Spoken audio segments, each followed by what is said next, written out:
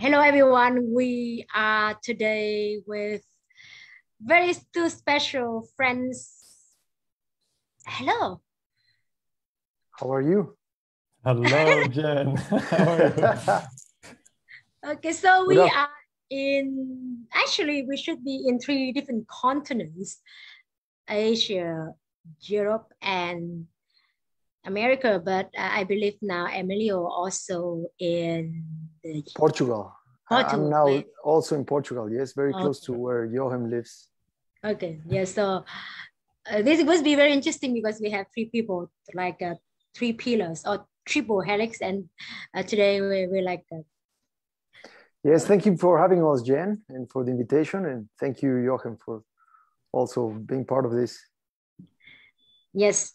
And what is it? It is our very regular Grow with Jen podcast. So we believe that every one of us as a plant or a tree, we always can grow better. And how can it be better if we grow with the true values of ourselves by talking with friends, with experts, with people who are the top on their game. And we have today Joe is top on his game, personal leadership coach, and we also have Emilio.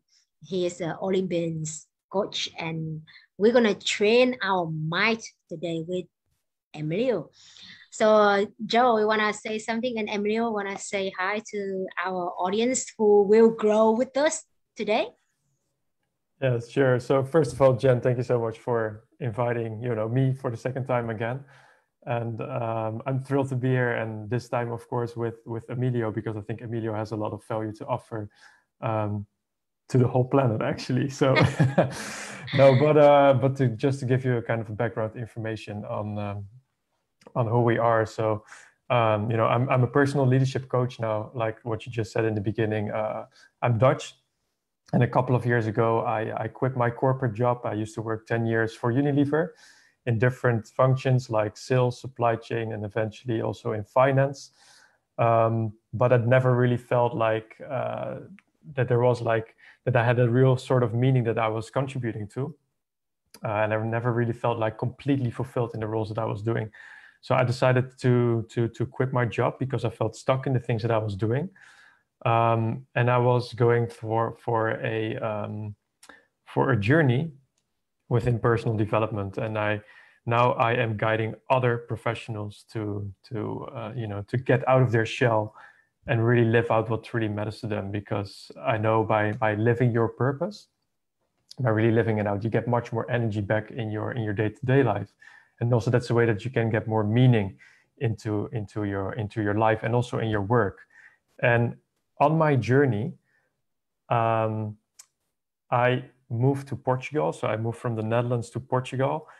And funnily enough, that's where Emilio comes in. So the point is that I knew Emilio already from 10 years back. So both Emilio and I have Portuguese wives. So that's something we have in common. And both our sons are called Rodrigo. So but I met Emilio 10 years ago on a Portuguese study. So we both wanted to learn Portuguese, and that's where we got to know each other. And we both had a passion for sports and a passion for personal development and for helping other people thrive as well.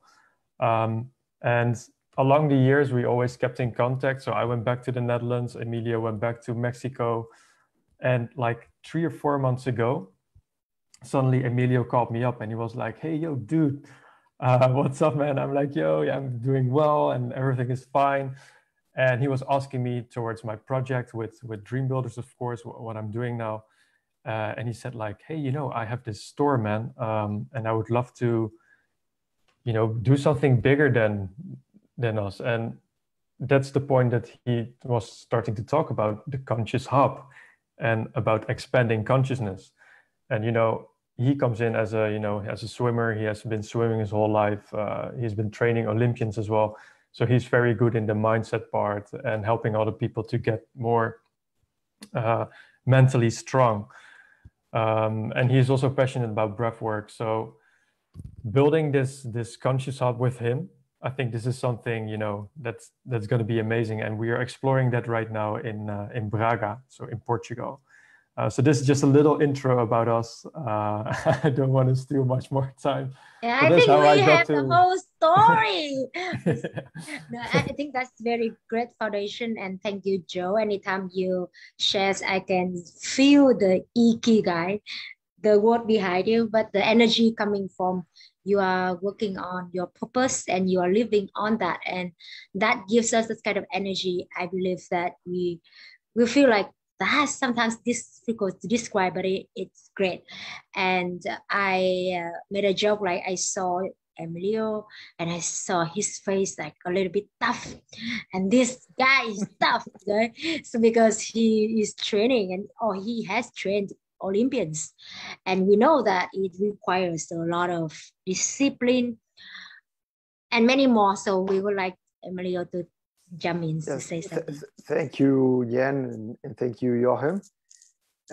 As Joachim said, we met around 10 years ago here in Portugal. We were both studying Portuguese, and then I invited him to my wedding.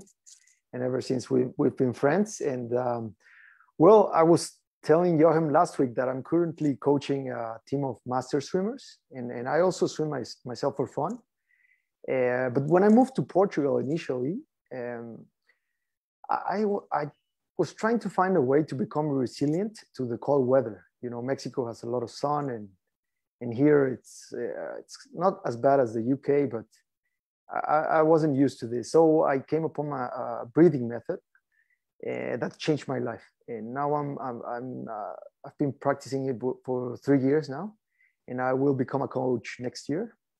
So that's one of the main reasons I wanted to build a conscious hub, to give back society my own experiences of how I overcame discomfort.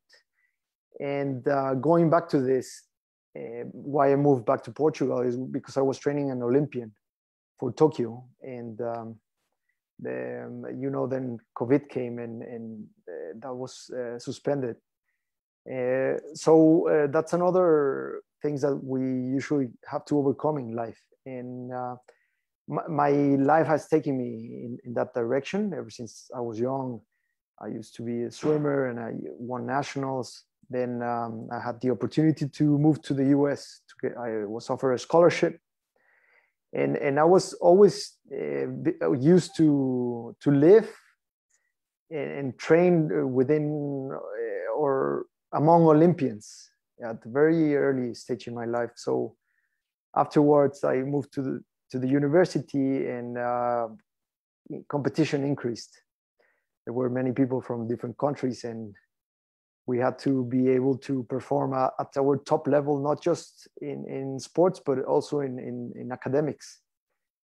And it was not easy. I think up to this day, I've been living in that constant environment of challenges because I relate to competition in a good way, not the bad competition that we sometimes get confronted. And that's when the concept of consciousness comes in, you know.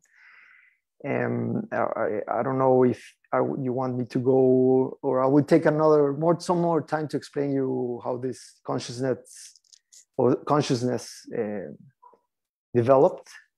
It's because I believe that we always have a second chance, a new beginning, and a time to reinvent ourselves. And yes, when I called Joachim a few months ago, it was time for us to build something together. And now we have this time to share with you. So I'll give you the word. So thank you so much for sharing that kind of a very short version of the journey. How did you now doing what you're doing? And there was a keyword that Joe, I call him Joe. So everyone, if you listen to us, you see that Emilio called Joe and I'm calling Joe. So the same person. And he talked about, you shared about the consciousness, and I believe that if someone here heard about, we have consciousness, we have subconscious, we have unconscious, and if we want to make it in a number, we have the knowledge that our behaviors controlled most of the time by unconscious and subconscious. So how can we expand our consciousness? So what was that kind of process so you could be aware of what you want and what matter? Emilio. Yes, I mean, I'm an economist, and you said it, there's 3 levels of consciousness, according to Freud: the conscious mind, the preconscious mind, and the unconscious mind. But I really want to focus on the present, because otherwise we're missing out and we create ourselves impatience, and it's not livable. So in the economy, as you know, it takes up to 10 years for financial crisis to get through. We're actually going through one of them. But the good thing is that each one of us has its own economy, if we look at it in that way, and we get to decide what to do with this economy, which is very good. And most of the times, financial limitations or problems are a manifestation of our inner state of consciousness. And it's actually through consciousness that we can attract things, as you were saying. We bring abundance or affluence to our lives. And it's a flow, a state of mind that makes us really who we are. It's a natural way of living and thinking.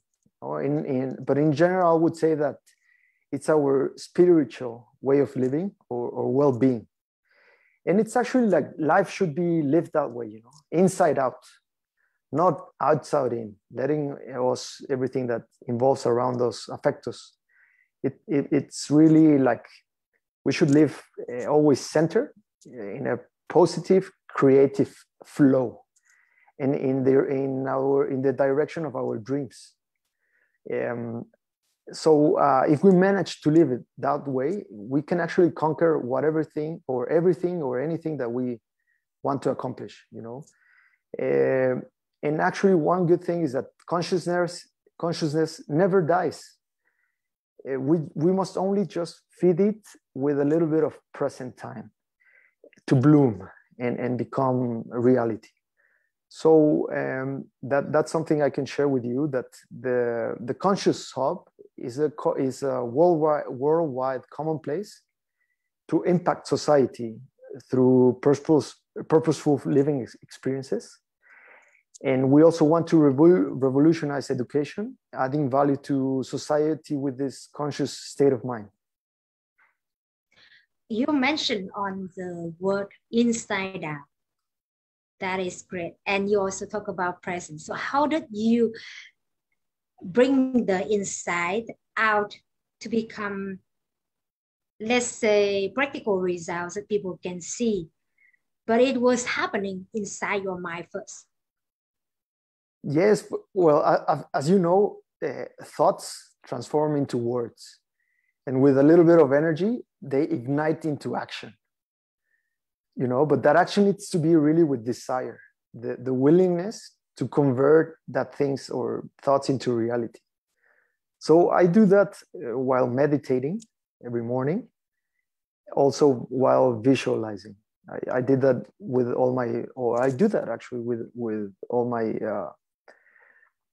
my swimmers, and I want to take them or transport them into that state of mind of reality, what they want to become, and create a belief within them that it's actually possible. So it's, for me, like if we work inside within ourselves, we can accomplish things in the outside. So yes, it's great. And the mind is very, very powerful. And we just have to work, like going to the gym and doing weights. We also have to work the mind at home. We actually never do that. But if we use it and we prepare ourselves to be able to perform at our top level, it flows in that inner state of mind, of consciousness, and it brings us a lot of good times. So I recommend you to visualize, for example, your podcast or a meeting or an exam or a trade or closing a deal, a business, and you visualize yourself living that experience, your own, or externally seeing your person going through that process. And it's really important to say that your subconscious plays a big role within your everyday life. And it's sometimes we have like here like an evil side and here an angel. This guy is telling us you can, you can. This guy is telling you you can't. So it's whenever we go through something that we have not experienced or is something unusual to our body, our state of mind just starts like going through an emergency period, and it starts attacking you and alarm, alarm, don't do that, you know?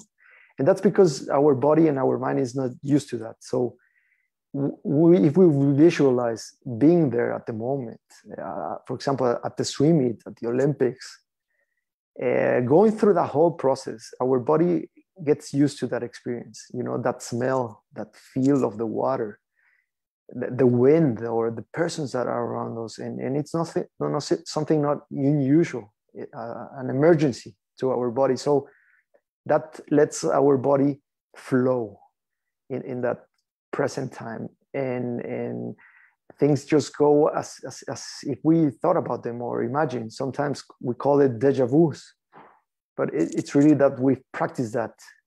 And yes, that's something I can relate to your question. I like you to actually dig a bit deeper in here, because that is so true. Like, oh, I've been here before. And it's because we have practices so many times in our mind, and our subconscious mind does not know differences between the reality that we are called reality. We only know what kind of like we see or imagine same. So that's why when we watch movies, we go home and dream about it, because the subconscious mind does not know it's a movie. So how could a person not over visualize? Because I found like so many times where we live in here so much, and then we not bring it out to be the practical results. Did you experience that, and how could you break that kind of boundary and really transmit the visualization into the reality? Yeah. Well, we must first define what makes us happy and have objectives in life. Where do we want to go? Because as we focus on the objective and the final, for example, winning the Olympics or making it to the final round of our event, yeah, that's can happen. I mean, it's a big goal. Sometimes people would say you're crazy, but if they say you're crazy, that means you're going towards a goal, a good goal. So in order to make, as I was saying now, going from thinking into actually doing, we must define what really makes us happy, you know. And as soon as we recognize the main objective and we put a little bit of discipline, honesty, work, and dedication, we start giving value to each one of those without needing any symbol, you know, no appreciation, no one to tell you, oh, you did good or well. It doesn't matter. You just do it. And if it goes well or wrong, who is to blame? Yourself. And that's a good point to break that fear of being blamed, not recognized by society, by your family, even by your closest friends, or sometimes your wife or your son, you know.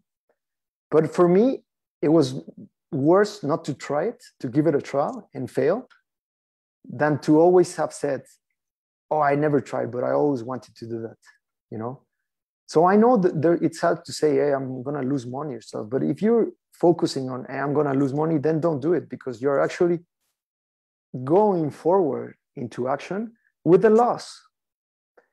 So it's really important when you don't want to over visualize, is because perhaps, yes, you're putting yourself very high objectives, but perhaps you're not focusing on one step at a time. The most important thing is to give the first step, going forward, and eventually setting up small steps. Like, where do I see myself in 3 months? Where do I see myself in 6 months? Where do I see myself in 9 months? In 1 year, 2 years, 5 years from now, you know? And that can eventually happen. That's a realistic goal. Sometimes the tree in life takes you a little bit towards the left, a little bit towards the right. But if you focus on the end goal, in 5 years, I think you will eventually go in the middle by focusing on what you really want and desire within yourself. You know, nobody else can tell you that. We were born as a computer program, and we can put more inputs into that, as many as we want, you know, but we have to be conscious about what we desire and believe. I love what you said about thinking big and start small. That's what I summarized. So I remember when I started my journey, like I started for 2 years, and I look at my mentor, like 20 years in, and oh my God, what I'm doing right now. So I told last time about that. It's like we are very good at that big picture, and then if we don't take that small step, we feel that our big picture get further and further, and we overanalyze rather than being in the present to take that everyday step and create everyday results. There's so much to dive in what Emilio shared, but I saw Joe smile. You want to put something on? Yeah.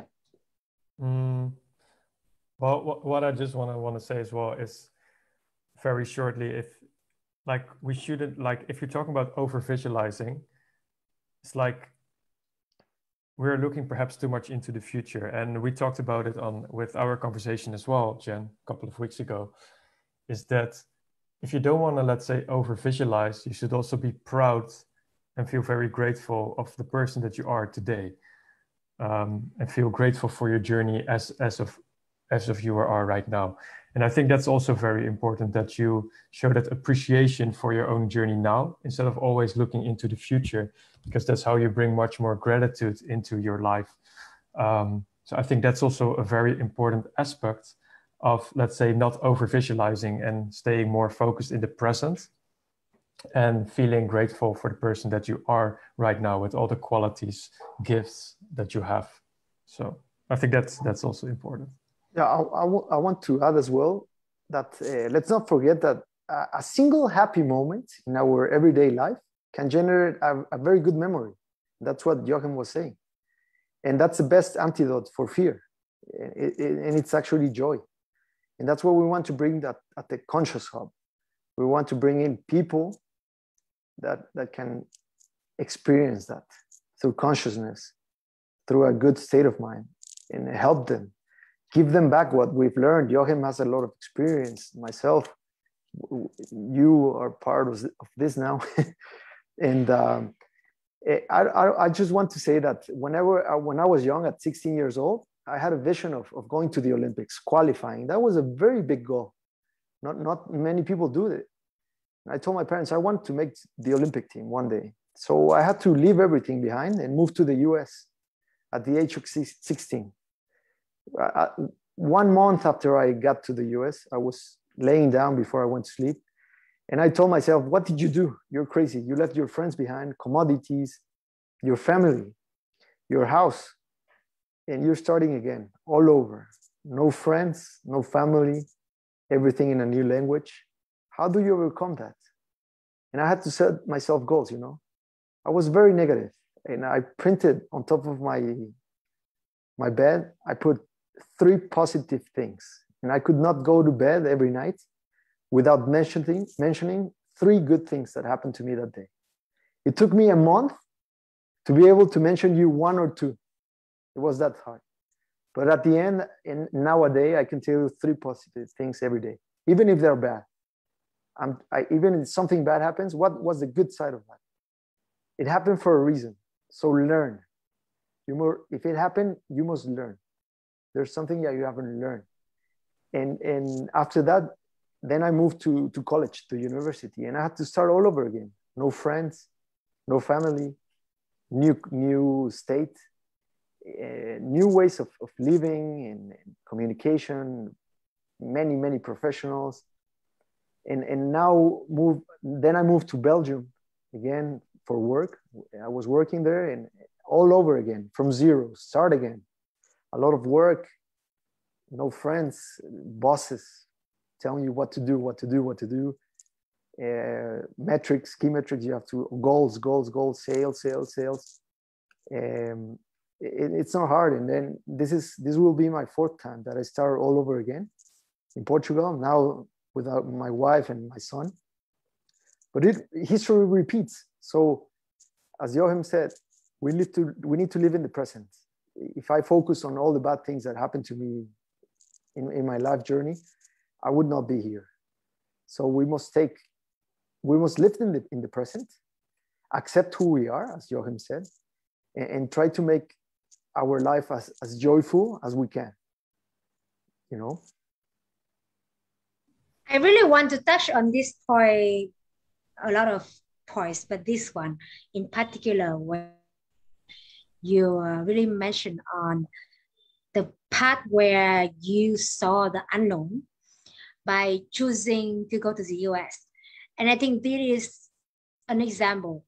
In the case of someone listening, it can be the UK, it can be Australia, it can be Vietnam, no matter, I don't know where you are right now, but the unknown, and especially the things that associate with the word Olympians, sometimes makes us feel the fear, because it's something like when we were a kid, I think people already made us feel that one is something huge and it belongs to someone, or maybe it can belong to us one day. So how did you have that process of stepping out of that, would say, social norm fear of going to Olympian dream? What was that process? Yeah. Okay, so I always thought, I always doubted or had something in mind of saying that, how come everything is possible in the United States, and Mexico, there's always something that doesn't work. There's always excuses. Oh, you cannot do this, you cannot do this, you know. And in America, everything is possible. You know, you dream of something, you have people that tell you, oh, that's very interesting. Go ahead, how can I help you? And you find your ways. So it was very hard for me. I knew that I had to leave everything behind, but I realized that was my decision. Internally, I felt that I wanted to accomplish something great. I felt that desire of being among the best. And I decided the US because, yeah, I saw some of the best swimmers were training over there. I used to go on over the summers to go and swim there at camps. And I saw myself within those people, and sometimes I beat them while training or swim meets over there. And I said, I might have a chance to be among them, you know? And then I said, yes, here in Mexico, perhaps I'm losing time. I'm wasting my life, and I can perhaps be the best in Mexico, but not at an international level. And I want to prove myself that I'm capable of doing that, you know? So my parents say, hey, how about you go 1 year? We see the results. And if you don't quite make it, then you can always come back, you know, take your life again, be with your friends as nothing happened. Okay, it happened, of course, but you know, you can move on.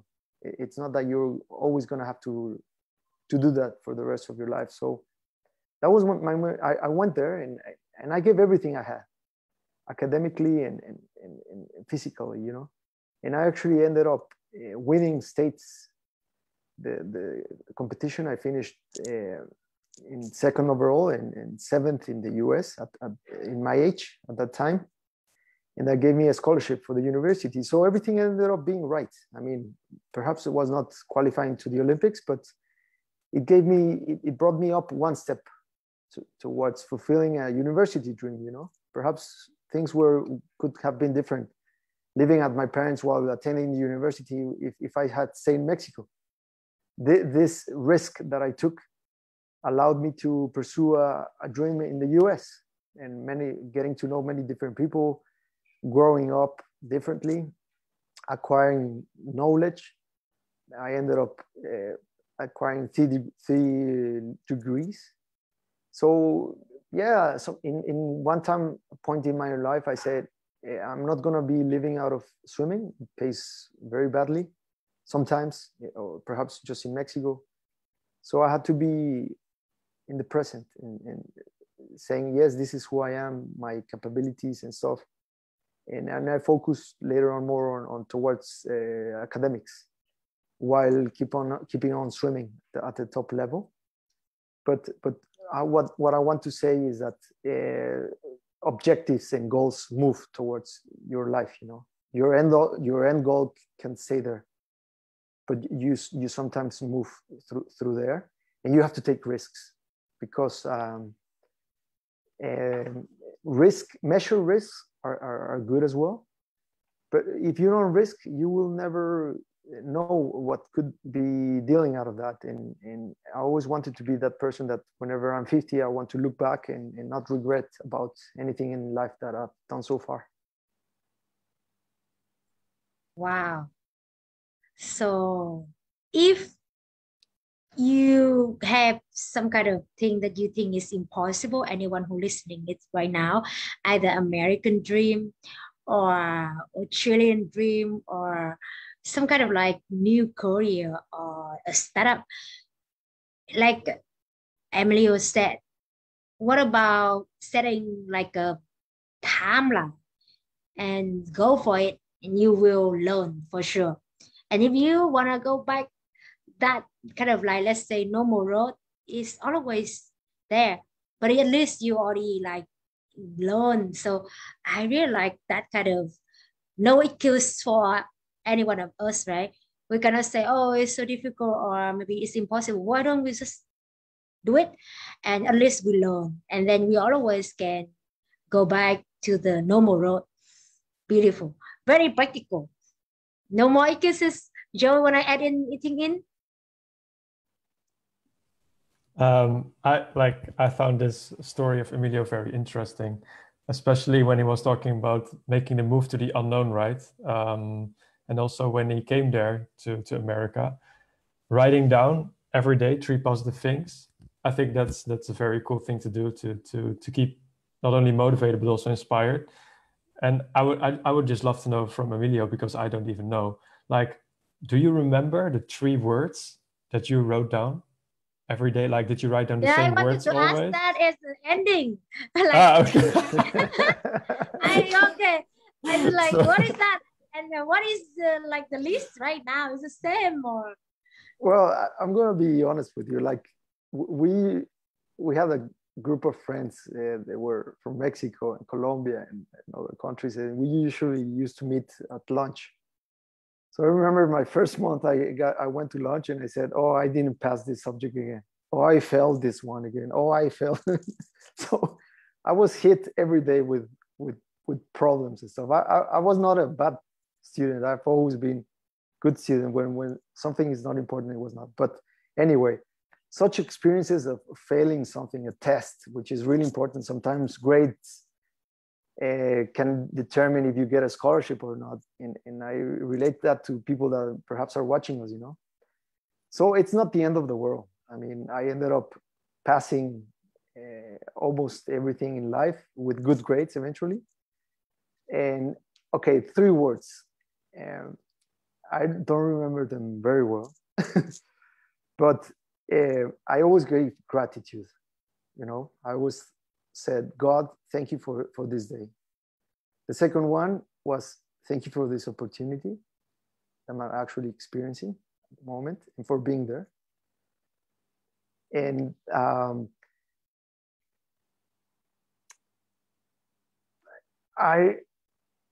for example, if something went really, really bad, I was trying to say, why happened? Was I involved or was someone else involved? You know, what can I do better tomorrow to reach my goal? you know. So, for example, I went swimming and I just wasn't feeling good. I had to say, well, tomorrow you have to eat better, or tomorrow you have to hydrate better, or you have to sleep better, you know. Pay attention to those small details that will eventually get you there. But if you ask me today, what are the three words that I always say before I go to bed, or when I meditate, I would say love, abundance, peace, and calm. You know, I'm grateful. I told Jochen that on Mondays I would do a run towards a mountain here, and it's a gratitude moment, consciousness of yes, not only saying sorry to things that I could perhaps, or to people that I could have perhaps got angry or stuff, by not being consciousness about that, but it leaves that within myself, that knowing that the person I am, because that's really important in life. Sometimes we forget who we are, and that doesn't allow us to move forward, you know. So yes, before we go to bed, just saying thank you, God, for this day, for everything I have, and for giving me another opportunity to become better towards my goal. Thank you. I'm gonna do some takeaways, and I will really like to welcome you both back on the topic of gratitude, because if I search my name myself, sometimes I do that with any topic, gratitude is gonna be one of the very often mentioned topic. And sometimes I feel very interested and thankful because there was someone that I never thought that I could have a chance to talk with. Suddenly they came and asked me, I saw you write a lot about gratitude, and can you talk more about it? And in the beginning, I took it quite granted, and I felt like, oh yeah, I was not be aware of the power of gratitude. So I believe that can be a very important and nice topic to talk about. My takeaway today from Emilio sharing is to create the gym for our mind. And if we already have the gym for our physical body, why don't we do it for our mind? And Emilio talked about thinking big for ourselves, no matter where we come from, what languages we speak. We all today speak the same language. I believe it not because of English, but more on the language of consciousness and the language of positivity and possibility. So that is the one. And the next one is to be in this present, and gratitude is a huge, huge thing. So Joe and Emilio, you want to give our audience today a challenge that they can practice on their consciousness and to fulfill their dream and their life. Yes, I was just about to mention that. And in swimming, we do what's called rituals. If you see Michael Phelps stretching his arms before he starts to swim, that's a ritual to get him to the top level of achievement. And you can even perform that while touching your nose or your ears. You have to visualize that, doing yourself that before an important event. So I would recommend you to have that ritual. You know, every time you win money, for example, you go to the lottery, you will know that usually never happens. But if you're eating a steak or something that you really like and you experience a good moment, relate that to a movement in your body.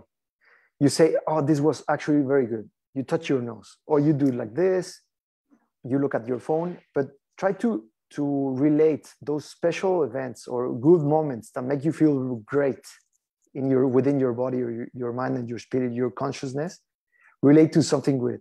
Why? When you're going to stress through a stressful period or a discomfort feeling or something, and you touch your ear again, your body is used to or taking you back to that special moment where you felt positive, or great. So you like, it's like hacking a computer, you know. You hack your internal computer, and you take that computer again to a place where he likes to be, he enjoys being, it's positive. And so rituals are very, very important. I relate that. I also have my ritual before I perform at the swim meet, and that takes me to forget my past, if I train well or not. It just takes me to that present moment of experiencing something great. Wow, powerful. Did you do some ritual before today's conversation?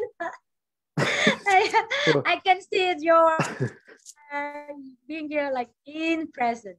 If you see sometimes that I not like seeing you as I am, because I feel like I'm looking at any question here, but I believe that your present today, like it is just credible because it brings us back no matter what we do. So thank you for being here with us with your whole heart. And next time I'm gonna be with your physical body also, when it comes to Vietnam. So I believe when you talk about the ritual that we connect the feeling with a particular physical movement, it can be a really great trigger for us to later on to use it as a trigger for us. If we feel down, we can remember that if we can do like this and change our movement of the physical body, then we can reinforce back that kind of moment. So Joe, you had any challenge for us? Yes, it's something where Emilia already touched upon. But this has been a complete game changer for me when I started doing that around 6 or 7 years ago. But what I do as well every night before I go to bed, I write. It's part of my gratitude practice, and we can talk about it more next time. What you already said, because it's a whole practice. But there is one thing that I write down every night, and that is like what was like the biggest learning process for me today. And if you write that down for yourself, you automatically trigger yourself to think about what went well and what went perhaps a little bit wrong, or what you could improve for the next day. And by writing down that learning lesson, you already become better the next time or the next day. So I would challenge everybody to write down the biggest learning lesson of you today, whether that was at work, whether that was perhaps you going to the gym, whether that was you going out for dinner with friends, or someone telling you something. What was your biggest learning lesson today? Write it down, and then write it down tomorrow, another learning lesson, so you become better every day. Yeah, or maybe from listening to Joe and Emilio today, I believe that that conversation we have today has a lot of sources for us to do the ritual in the evening of being grateful and what we learned today. And my challenge for everyone is to really go and check out Joe and Emilio work. I don't think it's going to be a challenge. So Joe and Emilio, tell us about how can we connect with you the best. Yep. Well, through social media on Facebook and Instagram, of course. Okay. Cool. And yeah, we'll we start doing more of this and sharing more consciousness experiences or purposeful experiences throughout the summer. And well, in the next podcast, perhaps try to, as Joachim said, write something down that happened to you that day in order to become better. And also perhaps 3 positive things, you know, and share them with us and see if we can accomplish that. Awesome, Joe. I know that Joe last time shared that connect with him on LinkedIn, but Joe, why don't you share with us what next for your dream podcast? Yeah. Sir, what did you say, Jen? You can share with us the coming of your podcast. Sure. So, well, I think like the best way to connect with Emilio and I is on what Emilio already said, is through Facebook or Instagram. You can find us at the Conscious Hub Braga, but I'm sure that Jen will drop that in the caption below. And then if you also are interested in stories of legacy builders, transformational stories about people who are, living out their true self, and I really want to live more authentic and live with purpose, then you can always tune into the Dream Builders podcast. That's where I'm the host of, and I invited Jen a couple of weeks ago to have her amazing story there as well. And I really invite you to check out her story as well. Purpose is the way. So I will drop that link in the comment below as well. Thank you. Purpose is the ways, and that is why we are on the way today. Thank you for joining us, Emilio and Joe. I believe that is the highlight of me tonight, and of a lot of other people going to watch it. And the challenge for everyone watching from my side, because you're already talking about gratitude, you're talking about what we learned today. So my challenge is about jot down the people today that you met or you talk or you listen that you think that important in your journey of living with your purpose. And I believe that another way of saying that is finding your people. It's like today having conversation with Joe and Emilio. I think I could call like really the people who are living up with their energy and dream. So thank you so much for being awesome. And we're gonna see you and invite you back with the topic. One of that's gonna be gratitude. Thank you for being our gratitude today, and go out and keep rocking and have more people to expand their consciousness. Thank you. Follow us on the links. Thank you so much. On the comments. Thank you very much, Joachim, Jen, and we look forward to seeing each other more often. Definitely. Yeah, and say hi to your wife. I think she worked after now. We didn't have a chance to say hi to her, Emilio. Next time, please call her in. Yeah. Yeah, she will. She's working now at the moment. Okay. I'm the one that is pursuing an entrepreneur dream. So yeah, I have not a fixed schedule. Let's call it that way. Yeah. I have to manage my time, which is more difficult. It's not managed by someone else, but next time I will bring my wife and my son, so you meet them. Oh wow, gratitude! That could be the big gratitude like story in there. See you. Yeah, my son is in one of the videos or pictures of the Conscious Hub Braga on the social media, so you'll meet him there. He's awesome. He's a good one. Okay, so his dad is good one. He's a good one too. Okay, awesome. So cannot wait to see him too. So Joe, also bring your wife next time. We see each other soon. I will. Thank you so much for hosting us, Jen. Thank you so much. Bye-bye. Yeah, thank you, Jen, and see you in the next